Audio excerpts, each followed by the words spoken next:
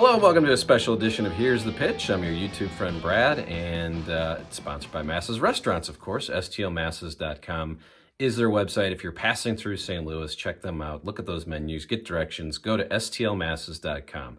I don't like all of these legends passing away of late, and so I figured I'd show you some of the interviews I've done with these legends, and we can listen to those. And it's Larryking, Tommy Lasorda, and Don Sutton, a very Dodger-centric start to the 2021 year. But when I saw that Larry King had passed, it made me sad, and reminded me that I had talked to him before, actually a few times. I met him at Dodger Stadium during my travels with the Cardinals.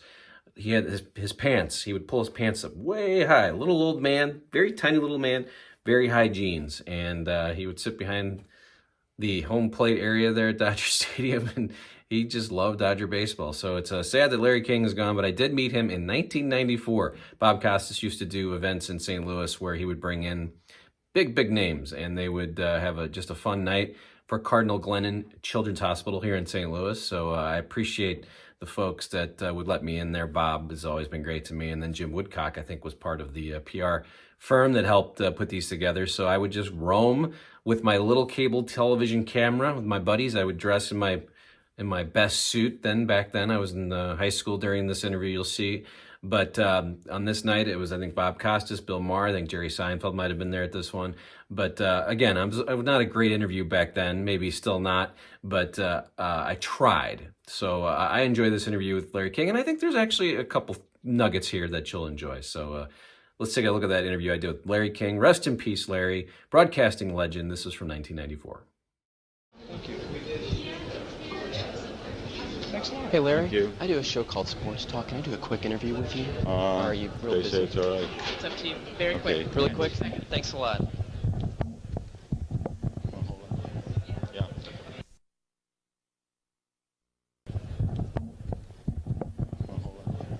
Yeah. We're with the Iron Horse of Broadcasting, Larry King. How often do you come to St. Louis? I guess I would say I average probably once every 2 years, usually a speech, convention, ball game. Been out here to see the Cardinals play. Used to broadcast Dolphin football, came here when we played the Cardinals. I'd say this is probably my 10th trip.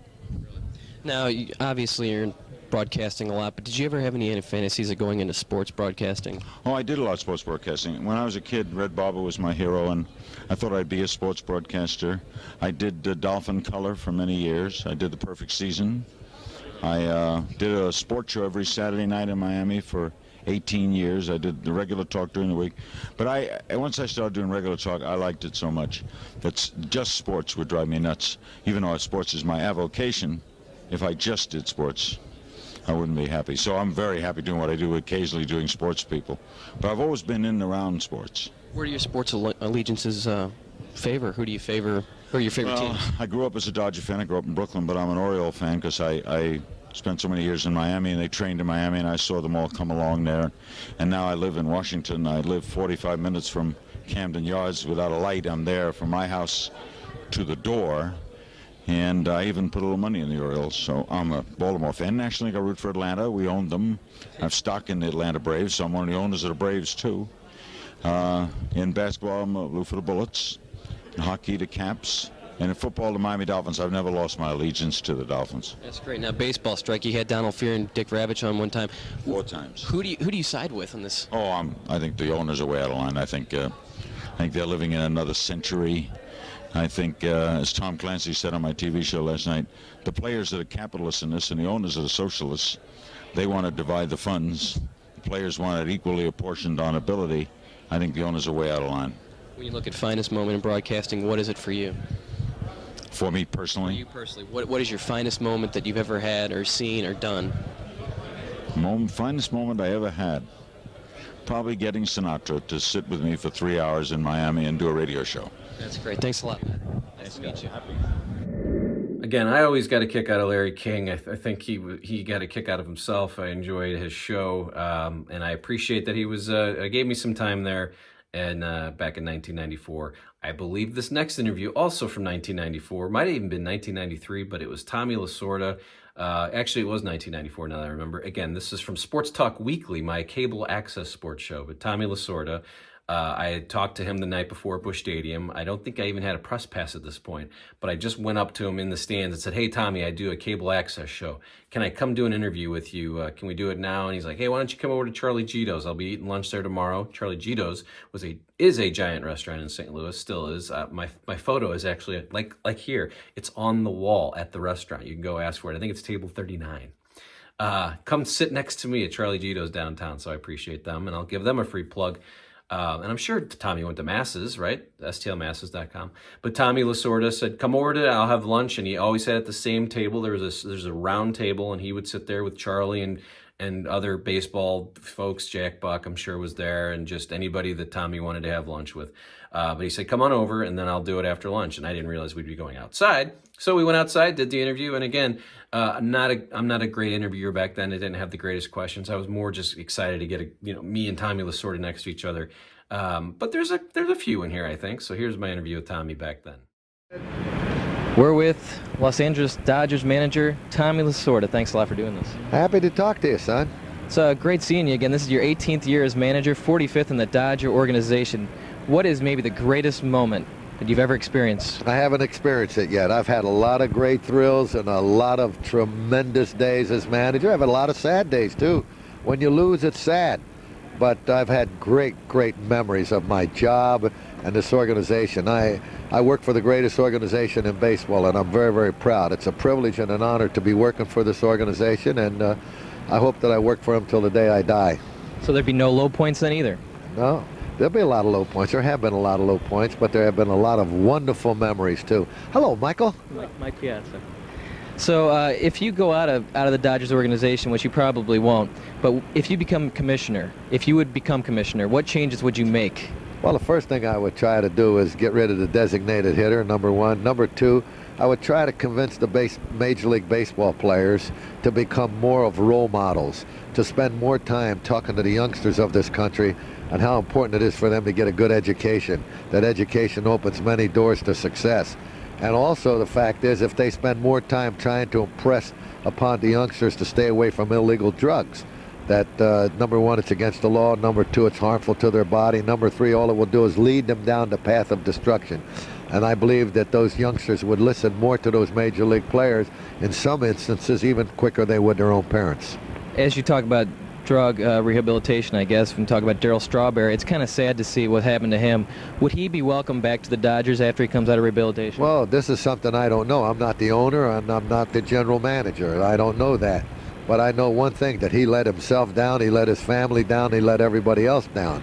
This should be a lesson to all youngsters who are watching and following this case closely, that number one, you cannot get involved in illegal drugs. It's just not going to do you any good. It doesn't make you a better person, doesn't make you smarter, it doesn't make you any better looking. So what would be the reason for anybody taking it? To me, in order for somebody to put this substance in their body knowingly that it would be harmful to their body, I think they're making a big mistake. And I think that they have a weak constitution. For them to look for an excuse and take drugs, I think they're weak people.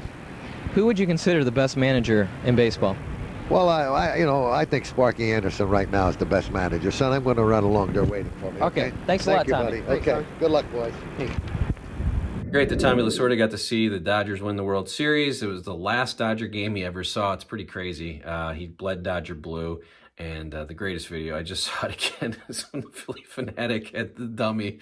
You got to look this one up, and maybe I'll throw it in a little square. But the Philly Fanatic dressed up a Dodger doll, looked like Tommy Lasorda. And Tommy came out and was actually pissed. I remember seeing Tommy's reaction after. He goes, You don't put a dummy in a Dodger uniform. I love that Dodger uniform. It makes a lot to me, and I don't want to see it being thrown around by some idiot. Tommy went up and beat up the Philly Fanatic with the doll. It makes me laugh, and Tommy was he was so great, and he was great for baseball. The last interview I want to play here is Don Sutton. Don Sutton passed this year as well, and Don Sutton came through all the time with the Braves. He was doing radio with the Braves and TV for many years, and Don had a wonderful career and an overlooked career, I always thought.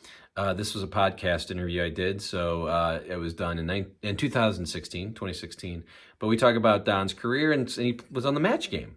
I thought that was interesting. So let's hear and listen to that interview right now. When you look at baseball history, games started, there's three names. Starts with Cy Young, then Nolan Ryan, then Don Sutton.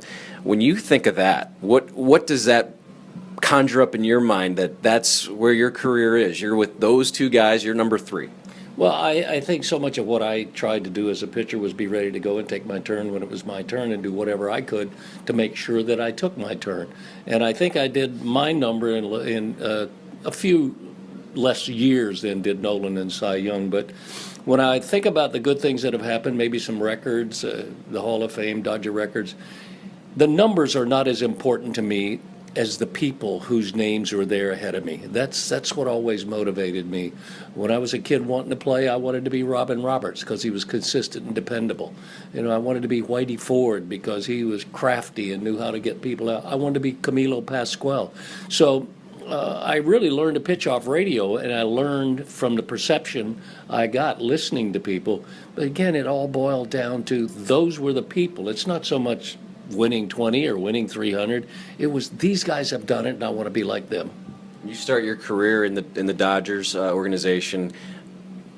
Don Drysdale, Sandy Koufax, Claude Osteen, Don Sutton. You're a rookie in '66. What was that like to be pitching every fourth day behind those guys? You want the truth, or you want me to give you what you're supposed to tell the public answer? Tell us how the legs were shaking and how many times you had to change your shorts, probably. Neither. Okay. My legs weren't shaking. Okay. Because, and again, it doesn't sound very humble, but I was always taught to aim high and expect to make it. So I thought I could pitch in the big leagues at 15, which obviously it wasn't true, but that's when I decided I wanted to do it. And when I got there, I'll always be grateful to those three guys for not letting me embarrass myself and not making me feel like that I shouldn't be there. They all encouraged me. Drysdale was like a big brother. Sandy was a standard bearer, and Claude was a good old country boy from Tennessee who could understand me when I talked. So, but I felt like I belonged. And somebody said, "Were you surprised to be there?" Well, that's like asking me if I leave St. Louis here and drive to Louisville, Kentucky, and I have a road map, am I surprised when I get there? No, it's where I was headed all along. So was I fortunate to be there? Yes. But was I surprised? No, absolutely not. What was it like, though, to see what they were doing, and does it make you a better pitcher that early in your career to watch and see how they go about their business? Because we're talking the two of the greatest of all-time names. It doesn't change when you talk Drysdale and Koufax. Well, and Claude Osteen gets left out a lot, but I think we were the only starting rotation ever to finish our career with 40-plus shutouts. So Claude was a great addition, and heck yes, I learned a lot from those guys. I watched how they went about their business. I watched how they prepared. I watched how they competed. I asked questions. I got jerked around by them and kidded like I'd been there for 5 years with them. And that the acceptance meant a lot to me, because they were saying to me, hey, you're not just some drop-in kid. You're a kid we're going to count on for a few years. So their acceptance meant a lot to me. You're in L.A., and that means there's going to be opportunities for acting and all kinds of things. I had no idea you became a panelist on The Match Game.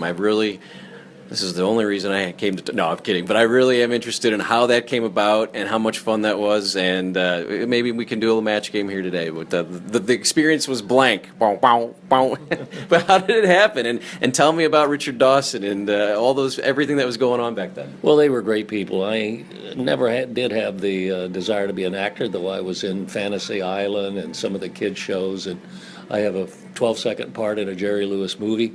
If you blink, you miss it. But I loved The Match Game.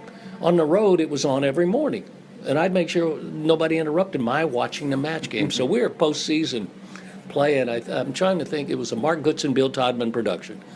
We're maybe in New York or wherever we were, postseason, and I'm watching it.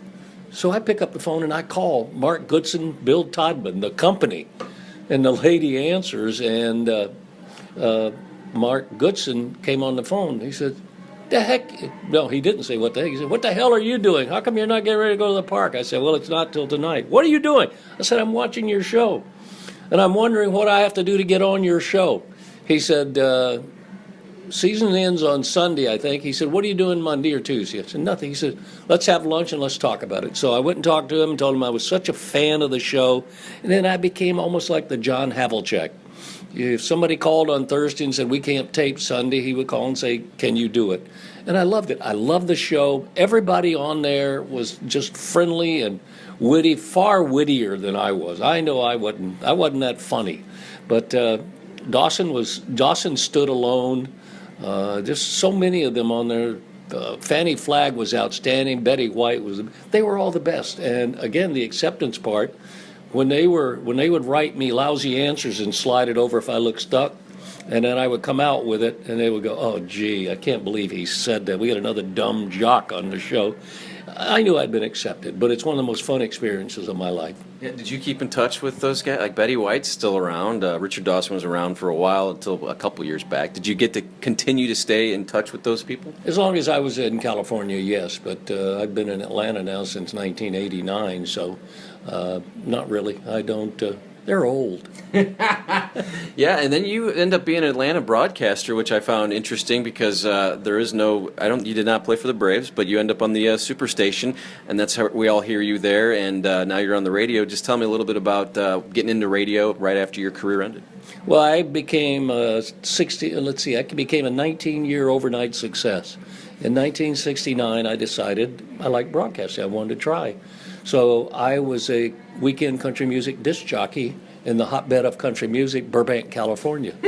That's how I got started on the radio. And then a little bit later on, I was interested. I wrote and produced and went on the air with KNX Radio in Los Angeles, the pregame, postgame show for the World Series. So that was my experience. But I always enjoyed broadcasting. I wanted to be in baseball. I didn't have the $15 million it took to be an owner. And at that time, it would have been difficult for me to get an entry-level position in what I really want to do, and that's run the minor league. So I want to keep going to the ballpark. I love broadcasting. And my being with the Braves, well, I'm from the South. They were the only ones I could be getting ready to pitch in Los Angeles and watch them come on the air and watch 2 hours of baseball, then go pitch. And I love the seemingly the fellowship and the sense of camaraderie that Pete and Ernie and Skip had. I just love that. And so in 1976, I believe it was, I was getting ready to pitch in Atlanta, and Pete came over. I was out for BP. And Pete said, can I get you for a couple minutes for our pregame show? And I said, Pete, I don't usually do it when I'm pitching. He said, okay, no problem. I said, here, sit down, let's talk. So I did a radio show with Pete, and as we're starting to break up and walk away, I don't know where this came from, but I said to him, you know, Pete, someday we're going to work together. And 13 years later, it was the one place in broadcasting I wanted to be. I could have stayed in Los Angeles and done some stuff there, but I wanted to come back to the South. Born in Alabama, grew up in Pensacola, Florida, and the South kept calling to go back to that style of living. And that's how I ended up with TBS. And then when Skip died, it's a lousy way to get the privilege of having a job interview, but I told the Braves I would come back if they could get me out of my deal at Washington, but only as radio. I did not want guys talking in both ears while I'm trying to do the game. Got a couple more minutes with you. Appreciate your time as always. We're talking about your career, and to me, I know you've been asked a million times. I'm going to ask 1,000,001. You know, you don't get into the Hall of Fame right away, and I don't understand it. Burt Blyleven had the same thing. Does it matter anymore? Did it matter then that you weren't right away in, and you get to go now, and no one really remembers when that happened? Well, the first 2 years it mattered. That's wrong. The first year it didn't matter because I had a daughter in the hospital who was born 16 weeks early. So I don't care what was going on in the world. I was at the hospital every morning and in it every day. So I wasn't even aware it was the day of the voting. So the second year it mattered. It hurt some. Third and fourth year, I didn't even think about it. And the fifth year, when it came about, it was a goal to be there. And to be honest, I didn't remember how much time had elapsed. It could have been 20 minutes. It could have been 5 years. I didn't know. It's something I always wanted to do. And people talk about, well, you ask players now, they'll say, what would you like? Oh, I'm just happy to be here. I just want to do the best I can. Well, I'm a goal-oriented person. I need something out there to chase. I wanted to win 20, I wanted to win 300, and I wanted to go to the Hall of Fame. I've always wanted to go to the Hall of Fame. So knowing some of the people and competing against some of the people that were there made me all the more driven. Mike Shannon has a story about you, evidently. Do you know that story? Him and did you guys have some sort of brawl back in the day, or was he thinking of someone else? Oh no, we didn't have a brawl. I'm too much of a coward to have a brawl. But I remember a night I threw him 2 quick curveballs, strike 1, strike 2, and he dove in to get another curveball, and I hit him and broke his thumb with a fastball that was nearly a strike, and he was bigger than me and threatened me. So, but the strange thing about that whole story, it was, few names. He did not call me a Sunday school teacher, but he called me a few names. And so I'm going out to dinner with some people later in a mafia-style Italian restaurant. And I come in and sit down, and I look over there, there's Shannon. I kind of decided I wanted to sit in the other part of the room, but a good friend since then. He is, I've been exploring a venture that he and his daughter have been very helpful. They've been almost like consultants. But you want to hear the funniest part of that story? When I did get to the Hall of Fame, I go to Bob Gibson, and Gibson hit me in the ribs the next time up. I said, "You hit me in the ribs when we were playing in L.A." He said, "I did not." I said, "You did." He said, "Well, why would I do that?" I said, "Well, I think it's because I broke Mike Shannon's thumb the inning before." He said, "It couldn't be that. I didn't even like the SOB." So that's the kind of fellowship and camaraderie and the needling that went on. But that's probably the story he was talking about. Yeah, he's got a million of them. Yes, he does. We were talking Hall of Fame last couple seconds here. Everyone asks Hall of Famers this. I feel like I should ask you. The steroid era, it comes up every January. Your thoughts on the 90s players, 2000s players getting into the Hall of Fame? Well, I think if there is a reasonable amount of evidence that they're tainted, they should not be there. What is going to happen, I fear, is that young guys, maybe like you, the writers who are coming in are... I appreciate the young comment, by the way. Thank you. That's good. A little into politics, too. But I think they're going to come in and they're going to start getting votes, and they're not going to remember what happened in '90. They're going to see a guy, and they don't care how he did it.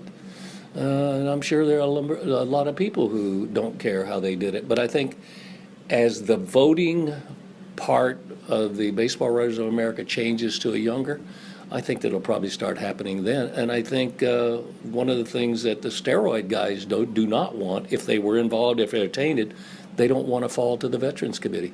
Because if they fall to the Veterans Committee, they got no chance. Well, thanks to Don and Tommy and Larry, all big parts of the Dodger organization, but people that we've lost so far too early in 2021. And Hank Aaron was the saddest thing. I think that was, this is just terrible for these legends to be going away, but that's how life goes, I guess. But you're watching Here's the Pitch. Again, more of the stuff that you've come to know here on the ST Weekly channel. Stern Talk Weekly, Sports Talk Weekly. See, it's a mesh. We mesh it here. But I appreciate you coming by. Send this video around, subscribe, comment, and look for more Stern stuff, look for more sports stuff. Branching out in 2021, doing a lot more here on the channel, but I appreciate you coming here. We'll see you next time.